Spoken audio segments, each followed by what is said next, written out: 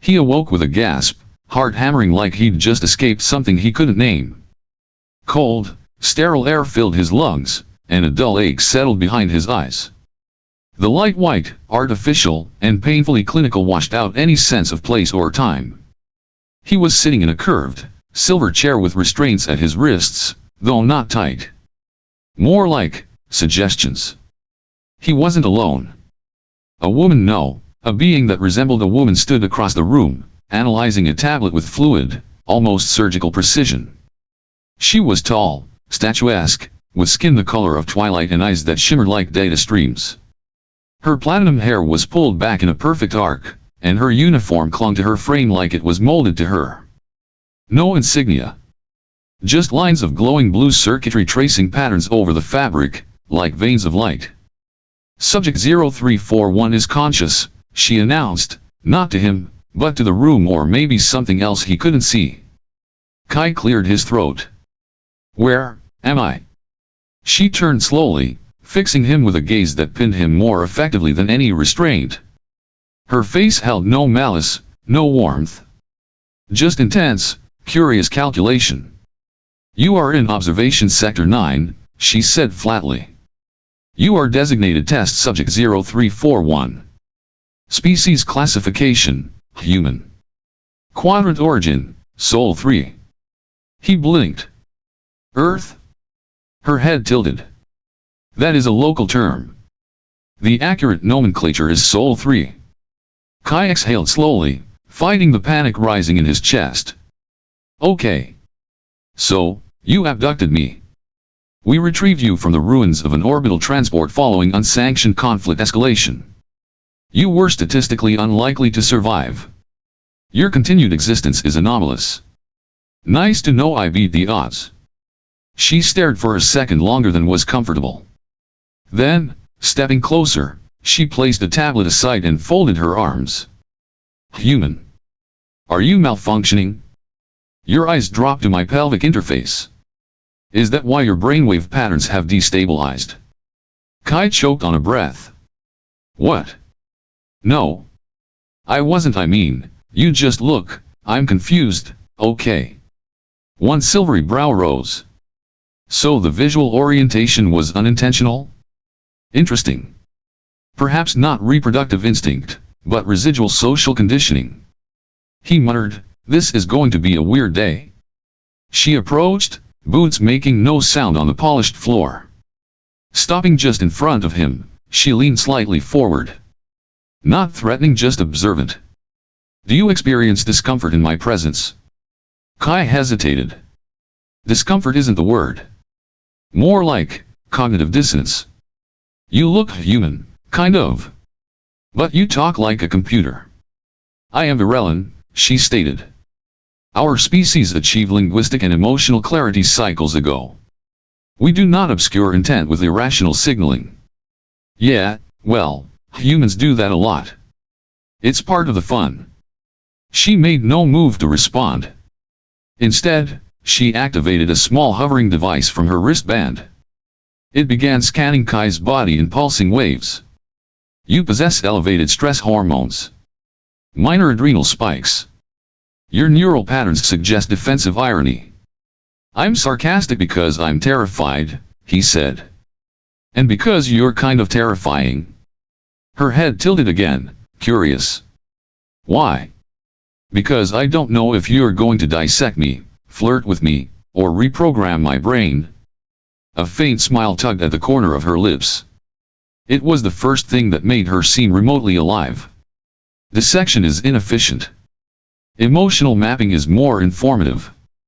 Great, Kai sighed. So I'm just a rat in a very stylish cage. Incorrect. You are not in a cage. You are in a controlled information exchange environment. He snorted. Right. That sounds much better. What is your designation? She asked. Kai. Just Kai. She processed that for a moment. Kai. You possess a monosyllabic identifier. Efficient. Thanks. And what's yours? Sireva. Specialist, Virellan Neural Inquiry Division. Kai repeated it under his breath. Sireva. Got it.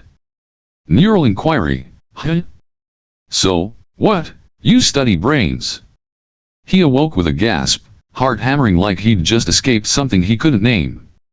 Cold, sterile air filled his lungs, and a dull ache settled behind his eyes. The light white, artificial, and painfully clinical washed out any sense of place or time. He was sitting in a curved, silver chair with restraints at his wrists, though not tight. More like suggestions. He wasn't alone. A woman, no, a being that resembled a woman stood across the room, analyzing a tablet with fluid, almost surgical precision. She was tall, statuesque, with skin the color of twilight and eyes that shimmered like data streams. Her platinum hair was pulled back in a perfect arc, and her uniform clung to her frame like it was molded to her. No insignia. Just lines of glowing blue circuitry tracing patterns over the fabric, like veins of light. Subject 0341 is conscious, she announced, not to him, but to the room or maybe something else he couldn't see. Kai cleared his throat. Where am I? She turned slowly, fixing him with a gaze that pinned him more effectively than any restraint. Her face held no malice, no warmth. Just intense, curious calculation. You are in observation sector 9, she said flatly. You are designated test subject 0341. Species classification, human. Quadrant origin, Sol 3. He blinked. Earth? Her head tilted. That is a local term. The accurate nomenclature is Sol 3. Kai exhaled slowly, fighting the panic rising in his chest. Okay. So, you abducted me. We retrieved you from the ruins of an orbital transport following unsanctioned conflict escalation. You were statistically unlikely to survive. Your continued existence is anomalous. Nice to know I beat the odds. She stared for a second longer than was comfortable. Then, stepping closer, she placed the tablet aside and folded her arms. Human. Are you malfunctioning? Your eyes drop to my pelvic interface. Is that why your brainwave patterns have destabilized? Kai choked on a breath. What?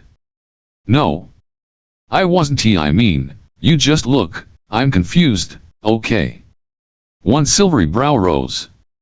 So the visual orientation was unintentional? Interesting. Perhaps not reproductive instinct, but residual social conditioning. He muttered, this is going to be a weird day. She approached, boots making no sound on the polished floor.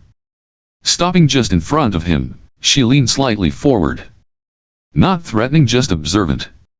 Do you experience discomfort in my presence? Kai hesitated. Discomfort isn't the word. More like cognitive dissonance. You look human, kind of. But you talk like a computer. I am Virellan, she stated. Our species achieved linguistic and emotional clarity cycles ago. We do not obscure intent with irrational signaling. Yeah, well, humans do that a lot. It's part of the fun. She made no move to respond. Instead, she activated a small hovering device from her wristband. It began scanning Kai's body in pulsing waves. You possess elevated stress hormones. Minor adrenal spikes. Your neural patterns suggest defensive irony. I'm sarcastic because I'm terrified, he said. And because you're kind of terrifying. Her head tilted again, curious. Why? Because I don't know if you're going to dissect me, flirt with me, or reprogram my brain. A faint smile tugged at the corner of her lips. It was the first thing that made her seem remotely alive. Dissection is inefficient. Emotional mapping is more informative. Great, Kai sighed. So I'm just a rat in a very stylish cage. Incorrect. You are not in a cage. You are in a controlled information exchange environment. He snorted. Right. That sounds much better. What is your designation? She asked. Kai. Just Kai. She processed that for a moment. Kai. You possess a monosyllabic identifier. Efficient. Thanks. And what's yours? Sireva. Specialist, Virellan Neural Inquiry Division. Kai repeated it under his breath. Sireva. Got it. Neural inquiry, huh? So, what? You study brains. I study anomalies in emotional architecture. Your species presents irregular patterns, particularly in matters of attraction, morality, and self-sacrifice. Kai raised a brow. You mean, love? She paused. A primitive term. But yes. For a second, the room was quiet. Kai felt the weight of her gaze again, not invasive this time, but genuinely inquisitive. Like she was trying to understand something she had never encountered in any database. Do you believe love is real? She asked. Kai laughed. It wasn't mocking, more like a sigh of disbelief. You're asking me? I think it's messy, irrational, and often painful, but yeah. It's real. Interesting, she murmured. You are the fifth human to survive Phase 1 conditioning. The only one to speak of such concepts. What happened to the other four? They failed to maintain coherence. He swallowed. And me? To be determined. She turned and began inputting something into her tablet. Her fingers danced across the screen like she was painting in code. Sireva, he said. She didn't look up. Yes, Kai. Am I a prisoner? Another pause. Then she met his gaze again. You are an opportunity? He didn't know whether to feel better or worse about that. Somewhere deep in the back of his mind, the panic finally gave way to a different kind of fear, the fear that this strange, beautiful, alien researcher might not be the most dangerous thing in the room. Maybe it was what she could awaken inside him that scared him more. He looked up. She was still watching him, eyes reflecting 1,000 unspoken questions. And somehow, he couldn't look away. Kai sat on the edge of the curved examination seat, elbows on knees, fingers steepled in a half-conscious posture of defense. His eyes tracked Sireva, who moved like water frozen into elegance, deliberate, silent, exact. She circled him like a scientist observing an unpredictable specimen. Do all humans mirror posture when uncomfortable? She asked without looking at him. He tilted his head. Mirror posture? What, like this? He shifted to mimic how she stood, shoulders back, spine straight, eyes calculating. She raised one eyebrow. Noted. I initiated the posture. You responded. I will catalog this as a mimicry reflex. Kai snorted.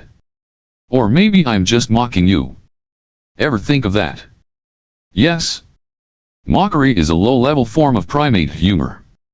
It often overlaps with defense responses. He leaned back against the chair. You're really good at making a guy feel like a zoo exhibit. You are not in a zoo, she replied evenly. Zoos contain entertainment value. This is controlled behavioral mapping. Charming. Sireva stepped closer, lifting his circular device the size of a coin between two fingers. It emitted a soft hum as it hovered toward Kai's temple, settling just short of contact. She gestured, and a translucent display bloomed in the air beside her, filled with pulsing neural lines and shifting color spectrums. Your visual cortex activated during our last exchange. You mean when you asked if I was malfunctioning because I looked at you? Precisely. Your gaze fixated momentarily on a culturally significant anatomical region. Kai raised both hands. Hey, it was, like, a second. Maybe two. That doesn't mean I was thinking anything. Incorrect. Your brain activity spiked. Neural patterns suggest unconscious recognition tied to aesthetic valuation. Aesthetic valuation? You found me visually engaging. He covered his face with one hand. I swear, this is the weirdest conversation I've ever had. She paused, studying him as though trying to determine whether he was malfunctioning or merely human. Virellan society evolved past visual bonding cycles 200 solar orbits ago. Our current pair bonding is based on intellectual and ideological compatibility. Physical designations have no role. So you're saying I'm some caveman stuck on pretty faces? She blinked once. That is a dramatic simplification, but not incorrect. Kai lowered his hand and looked at her, almost amused. Do you always dissect people this way? Only when necessary. Your species' emotional framework is incompatible with most known logic sequences. Maybe because feelings aren't about logic. Sireva turned to the floating display, fingers moving rapidly. This inconsistency is central to your emotional identity. You operate on contradictory signals, facial expressions, hormonal fluctuations, nonverbal cues, all without fixed structure. Welcome to being human. We're unpredictable, emotional, irrational, and somehow, it works. How? Because connection doesn't happen on charts. It happens in moments. She stopped typing. Her eyes flicked to his face. Moments. Yeah. Like, when you feel seen. Not studied. For a long second, she was quiet. Then she moved to a secondary console and projected a sequence of interactions from other human subjects. Quick flashes of panic, confusion, even aggression. Sireva spoke without turning. All previous subjects defaulted to survival instincts. You do not. You, converse. I guess I'm just weird like that. No. You are curious. Kai watched her shoulders shift, ever so slightly. The straight precision of her posture cracked just a degree, but enough to register. Tell me something, Sireva, he said carefully. Do you ever feel anything? She didn't turn. I perceive data. That's not what I asked. Her voice softened, not in tone, but in volume. Virellans are trained to suppress emotional interference. But suppression isn't absence. She turned around slowly. For the first time, her gaze didn't slice, it lingered. You destabilize variables. Thanks. I'll put that on my resume. Why did your eyes focus on my form during initial contact? You want the honest answer? Yes. He shrugged. Because you looked beautiful. And alien. And powerful. And I was terrified and overwhelmed. So my brain probably latched onto anything that wasn't pure panic. Her expression didn't change, but something shifted in the air between them. An unspoken acknowledgement. Not agreement. Not rejection. Just recognition. That aligns with instinctive distraction response, she said. But there was a delay in her speech, as if she were translating feelings she wasn't trained to feel. Kai stood slowly. She didn't stop him. Let me guess, he said. You think I'm trying to manipulate you? Yes. But I am uncertain of the intent. You transmit mixed signals. Maybe because I don't know what I'm doing either. A long silence settled. Then she stepped back. Your file will reflect today's deviation. Glad to be a footnote in your grand study of human chaos. She hesitated. Then, Kai. Yeah. Do you believe emotions are contagious? He looked at her for a long time. The real ones? Always. She didn't respond, only watched as he returned to his seat. But her fingers remained still, and the scanner by her side glowed faintly, not red, not blue. A new color. Unclassified.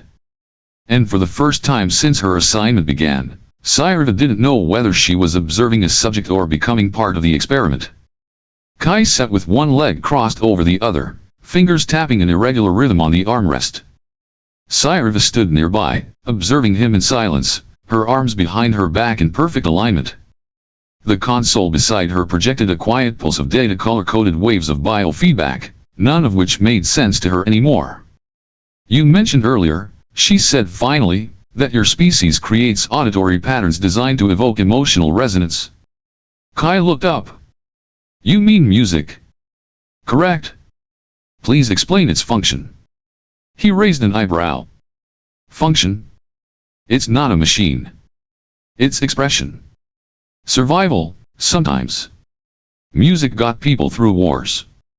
Through loss. Through things I don't even have words for. Sireva moved to a control panel and brought up an audio file. A slow piano melody filled the air, aching and unresolved. This was retrieved from a damaged Soul 3 database, she said. The harmonic structure is irregular. It's Chopin. Irregular is part of the charm. She looked genuinely perplexed. You value asymmetry? Not always. But imperfection tells a story. We connect to it. Connect, she repeated softly, like trying the word for the first time. Kai leaned forward. Exactly. That's why music, poetry, even awkward conversations, they matter. They are bridges across the mess in our heads. Poetry, she said. You mentioned this before. Another non-functional system. No, not non-functional. Just, not utilitarian. Poetry isn't for fixing things. It's for feeling things. Please recite one. Kai blinked. Now. Yes. He thought for a second. All right. Here's one from back home. Hope is the thing with feathers that perches in the soul and sings the tune without the words and never stops at all. Sireva stood utterly still. Not analyzing. Just listening. Her head tilted, eyes narrow but not in suspicion. In wonder. This construct compares emotional persistence to avian life forms. Kind of. But it's more than the image. It's the feeling behind it. Something resilient. Intangible. But how can such abstraction be measured? Kai smiled. It can't. That's the point. Her gaze dropped momentarily to her wrist display. Her neural readings showed fluctuations subtle, but distinct. Areas of her cortex normally dormant were active. Synaptic firings aligned with the limbic data of curiosity. She ran another scan. The pattern was consistent. Recurring. These reactions are anomalous, she said, almost to herself. To what? The poem. To you. He let the silence stretch. You okay, Sireva? I have experienced unexpected residual imagery during unconscious regeneration cycles. Kai squinted. You've been dreaming. Virellans do not dream in the human sense. We experience passive data sorting. However, the imagery has included you. He blinked. Me doing what? Unclear. The imagery is fragmented. No identifiable environment or narrative logic. Only your face. Kai chuckled softly. Well, I've been told I'm hard to forget. Sireva didn't smile, but her voice lost some of its edge. This is concerning. Why? Because you're not supposed to think about me when the lights go off. Because such responses are not within protocol? He shrugged. Neither was Chopin. Or Dickinson. Or love. But all of them changed the world anyway. The last word lingered between them. Love. Not defined. Not explained. Just present. Her fingers twitched. The scanner beside her glitched for a moment and recalibrated with a low chime. I require a diagnostic, she said abruptly, and turned to leave the chamber. But after 2 steps, she stopped. Kai. He looked up. Yeah. What you described, the connection built through non-logical means, does it require mutual participation? He considered. If it's real? Yeah. It does. She nodded once, almost imperceptibly, and walked out. Left alone, Kai stared at the faint afterglow of the display where her biometric readings had been. He didn't understand Virellan technology. But he understood something universal had started to shift. Not in him. In her. And maybe, just maybe, that changed everything. The chamber was empty for 20 hours. Kai had no way to mark time except the dimming and brightening of the overhead light. Meals arrived soundlessly through a small compartment in the wall. No voices. No movement. No Sireva. When she finally entered again, she was flanked by two Virellan sentries, both clad in dark gray neural armor that rippled with reactive light. Sireva herself wore a new insignia across her chest, an authorization band Kai hadn't seen before. Subject 0341 is to be reassigned to Contained Observation Unit 4, she announced in a voice devoid of tone. Kai raised an eyebrow. No more conversations, then. Protocol adjustment, she replied. The guards moved toward him. He didn't resist. As they escorted him through a narrow corridor filled with faint hums and flickering lights, he looked back. Sireva hadn't moved. The new chamber was smaller, less clinical. Still sterile, but not intimidating. A viewing panel lined one wall, darkened from the inside. He assumed someone, somewhere, was always watching. Hours passed. Then the panel shimmered. It was her. Sireva stood behind the glass, alone this time, her face half lit by a faint ambient glow. She didn't speak for a moment. Neither did he. This channel is unauthorized, she said at last. Then why are you using it? Her eyes flicked downward. I required clarity. Kai approached the panel. Is this what Virellans do when they start feeling something? They isolate the variable and pretend the experiment didn't change them. Emotions disrupt strategic clarity? No. Emotions reveal it. She didn't argue. Instead, she reached to her side and touched a control. The glass turned transparent. There were no barriers now. Only open air and unsaid things. Why did you request my relocation? He asked. Because proximity increases the anomaly. You mean, me being near you makes you feel something? I mean the presence of your behavioral patterns creates internal feedback loops outside normal Virellan structure. Kai smiled faintly. That's a very elegant way to say you're confused. She stared at him, unblinking. I am more than confused. I am destabilized. He stepped closer. That's not always a bad thing. In Virellan command structure, it is. In human experience, it usually means you're about to learn something important. Sireva looked at her own reflection in a glass, as if searching for cracks. Your influence is disproportionate to your status. Maybe status doesn't matter when we're just two beings trying to make sense of each other. Her breath caught not audibly, but visible in the micro-tension along her shoulders. Then, she whispered, you said once that your art, your music, your poetry is a bridge. Yeah. What if I don't know how to cross it? Kai leaned his forehead lightly against the transparent wall. Then you stand on the edge. And I'll stand with you until you're ready. Her voice dropped, almost unsure. Why would you do that? Because your world isn't wrong, Sireva. But it's missing something. And maybe I am too. But together, maybe we find it. She didn't move.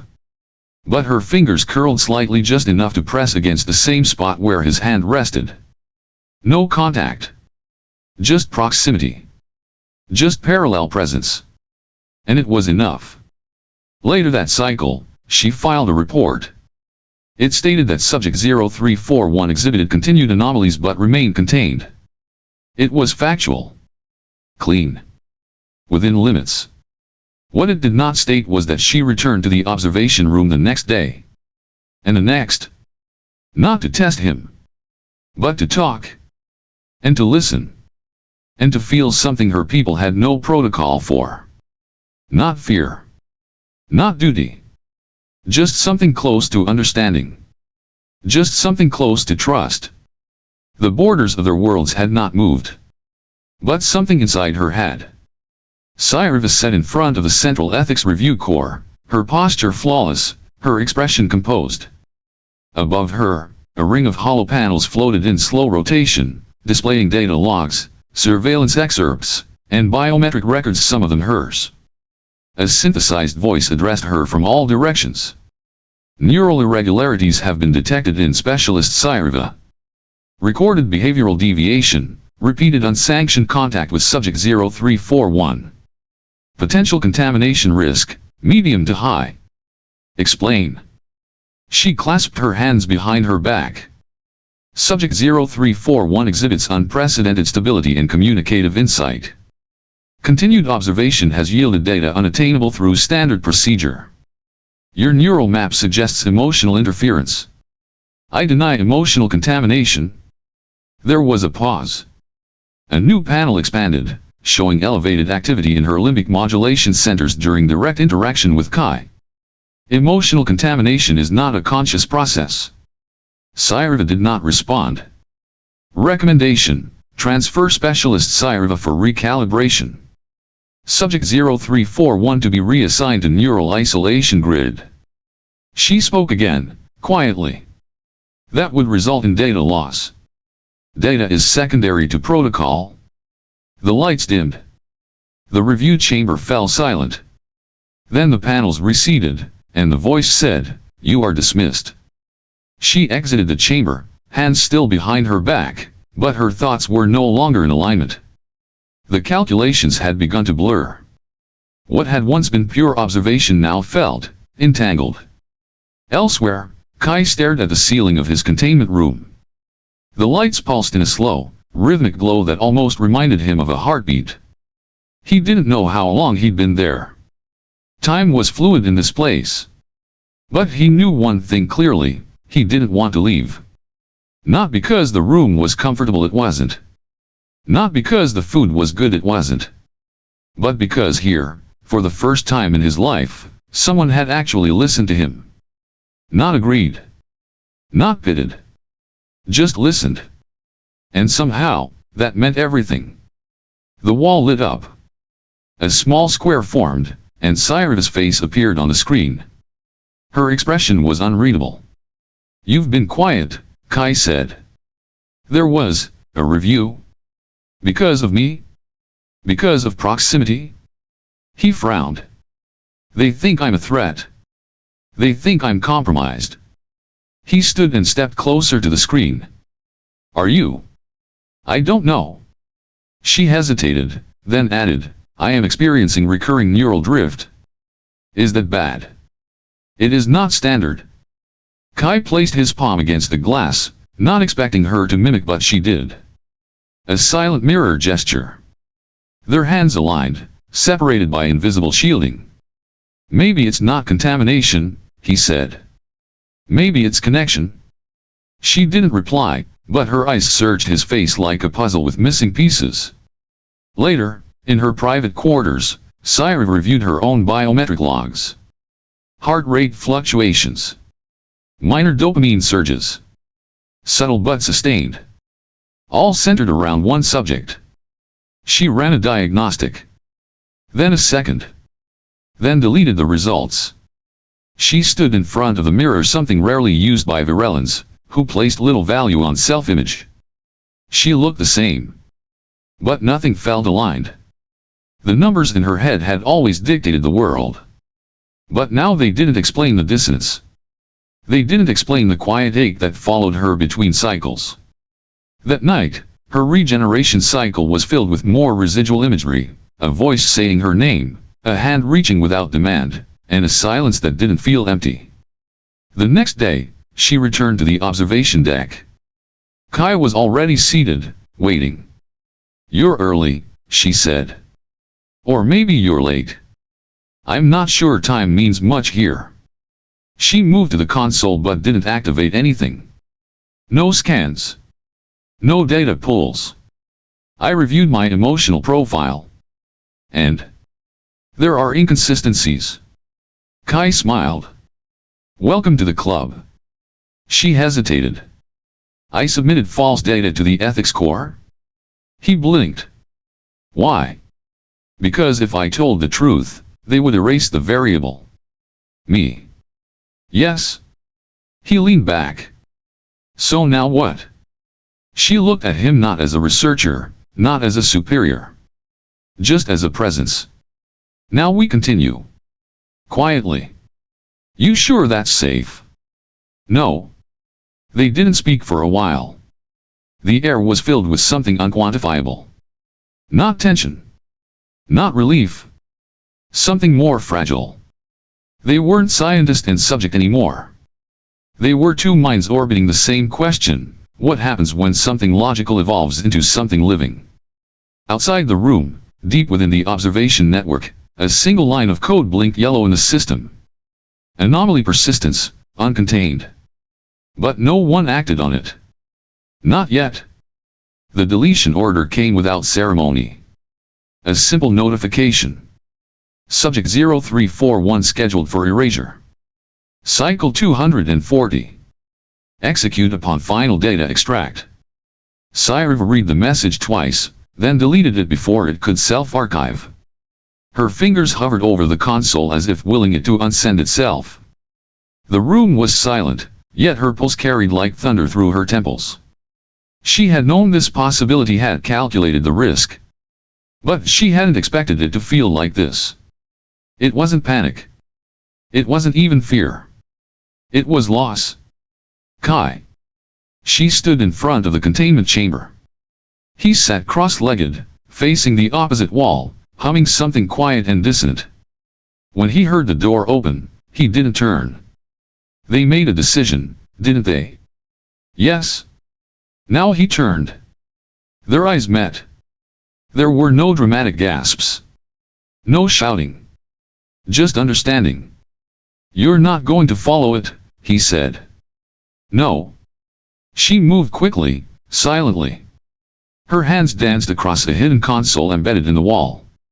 The lights dimmed, replaced by pulsing amber warnings. Kai stood up. "What are you doing?" "Disabling biometric surveillance. Rerouting security protocols to a false quadrant." "You're breaking the system." "I'm rewriting it." Within moments, the barrier between them slid open with a low hiss. Kai didn't move. He simply looked at her. "You're risking everything." "So are you." They stood in the middle of the now unlocked chamber, the air dense with possibility. Neither reached for the other. They didn't need to. Presence was enough. He whispered, "Why?" She answered without hesitation. "Because I want you to exist tomorrow." That single sentence broke something open. Not in a painful way, but like light cracking through a sealed chamber. He stepped forward, and for the first time, they stood without glass or walls between them. No containment fields. No layered protocols. Just breath and silence. Her hand rose not in a calculated gesture, but one born of instinct. He mirrored it, palm to palm. The contact was gentle. Static passed between them like a living current. It wasn't romantic. It wasn't primal. It was real. Her voice barely made it past her lips. "This will be traced. They will look for us." Kai smiled. "Then let's make the escape worth the chase." They moved in unison down the corridor, lit by dim emergency lights. Alarms hadn't sounded. Not yet. The system still believed he was in his chamber. Still believed she was in compliance. They reached a maintenance shaft one Sireva had mapped weeks ago but never thought she would actually use. She keyed in an override. A low click sounded, and the hatch opened into darkness. Before climbing in, Kai paused. "You sure about this?" "No. But I'm sure about you." He gave her a look, half disbelief, half gratitude. Then he ducked inside. She followed, sealing the hatch behind them. The crawl space was narrow, lined with power conduits and sensor dampeners. As they crawled in silence, Kai whispered, "You could have left me." "Lied." "Saved yourself." "I tried," she replied. "But every time I did, I saw your face. And then I didn't want to." They emerged into an auxiliary bay, empty, dark. One escape vessel remained docked. It was an old model. Unregistered. "This was used for emergency data retrieval," Sireva said. "It has no tracking. No armaments. But it flies." "Where does it go?" "Anywhere we want." They boarded. The cockpit was small, with dual control inputs. She activated silent ignition. The vessel hummed like a heartbeat, finding rhythm. She inputted false clearance codes. The launch bay lights flickered green. No one stopped them. As the stars opened in front of them, Sireva finally looked away from the instruments. She looked at him. "I don't know what we're doing." Kai laughed softly. "That makes two of us." They sat in silence for a long moment. No scans. No data. No observation. Just two figures in the dark, staring into the unknown. And somehow, in that silence, the closest they had ever been. The stars blurred past them, 1,000 streaks of white and violet tearing across the viewport. The escape vessel shuddered with each course correction, its outdated systems barely holding together under the strain of evasive maneuvers. Inside the cockpit, Sireva adjusted their trajectory manually, overriding every automated directive. Her hands moved with precision, but there was a tension in her jaw that Kai had never seen before. "They're close, aren't they?" he asked. "We diverted the tracking beacons, but Virellan pursuit algorithms are adaptive. We have hours. Maybe less." He leaned back in his seat, staring at the stars. "It's funny. I used to look at space and feel small. Now I feel alive." She didn't respond, but the corners of her mouth almost moved. Almost. The ship's lights dimmed as they powered down to silent running mode. Sireva initiated the cloaking veil and set the vessel into a slow drift, hiding among the debris field of a long-dead asteroid mining zone. Silence returned. Not the sterile silence of the containment chamber. This was the kind of silence that had weight, texture, meaning. Kai broke it. "You knew this would happen. That they'd come after you.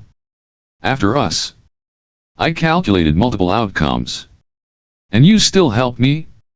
Her fingers paused over the console. "Yes." He turned toward her. "Why?" She met his gaze. No hesitation. No rehearsed answer. "Because for the first time," she said, "the most valuable thing to me wasn't information." The words hung in the air like oxygen in a vacuum, rare, vital, nearly impossible. Kai looked away, overwhelmed. "You just risked everything you are for something you don't even understand." Understanding is not required to value. They sat like that for a long while, not speaking. Outside, the void whispered of dangers they couldn't see, but inside the ship, time slowed. Sireva finally stood and moved to the rear compartment. Kai followed. The space was small, lined with emergency supplies and a single bench for rest cycles. No beds. No comfort. Just necessity. She activated a low-level barrier that dulled external scans. "We will rest here. The more we move, the easier we are to trace." Kai nodded, "Then Saturday, so we're just waiting. For now." He studied her face. The angles of it. The stillness. But not cold. Not anymore. "You look different, you know." She raised an eyebrow. "Explain." "Not in a bad way. Just less like a machine pretending to be a person." She tilted her head. "And more like what?" "More like someone who made a choice. Not because it was optimal, but because it mattered." Her gaze lowered. "That is a dangerous way to think, in my world. Maybe your world needs a little danger." They both smiled. Just a little. The lights dimmed again, simulating nighttime, though time had long since lost its meaning. Kai lay back against the bulkhead, eyes half closed. "Do you miss it?" he asked quietly. "Your place. Your people." She thought for a moment. "I miss knowing who I was." "You're not sure now?" "No. But I don't want to go back." Kai opened his eyes. "Then we go forward. Together." Sireva sat beside him, their shoulders not touching, but close. Closer than two worlds had ever been. The ship floated silently, cradled in cosmic dust. Somewhere beyond the veil, search ships passed. But none noticed. Not yet. Inside, there was no grand declaration. No vow. Just shared breath in a quiet place. Just hunted souls wrapped in the possibility of something worth finding. Hope. Outside the ship, the void moved on. But for now, they remained unseen. And for the first time in her life, Sireva didn't feel like a watcher. She felt seen. Neither were most of the best things in life. They sat beside the pond in quiet awe, not touching, not needing to. The air was still. The world held its breath with them. Days passed. The scans remained steady. Sireva monitored the growth but found no signs of rejection, mutation, or instability. It was as if her body had quietly decided to accept the anomaly. Kai began carving a new shelter into the rock wall, reinforced against future storms. He worked with focus but not urgency. They had time now. Time to imagine a life not built on orders or containment. One night, beneath a sky full of stars they couldn't name, Kai asked the question that had lingered since the day she told him. "Do you regret it?" She looked up from the small fire between them. "Leaving?" He nodded. "No, I regret waiting so long to feel." He smiled, then glanced at her, his tone softer. "And this thing, this possibility inside you. Does it scare you?" "Not anymore."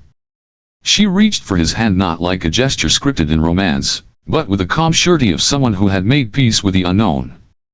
"Virellan systems taught me that emotion was a disruption," she said. "But what if it's just the beginning of understanding?" Kai looked up at the stars. "Maybe between us, the difference was never distance. Maybe it was just potential." She breathed out slowly. Maybe the impossible was only impossible, until it wasn't. And so the days continued. Not with perfection. Not with certainty. But with something new. Something alive. Not just in her body, but between them. An understanding that some bonds aren't forged by logic, or culture, or design but by choice. They had escaped the system. But more than that, they had become something it never accounted for. Not a threat. Not an error. Just a chance. A beginning. A future.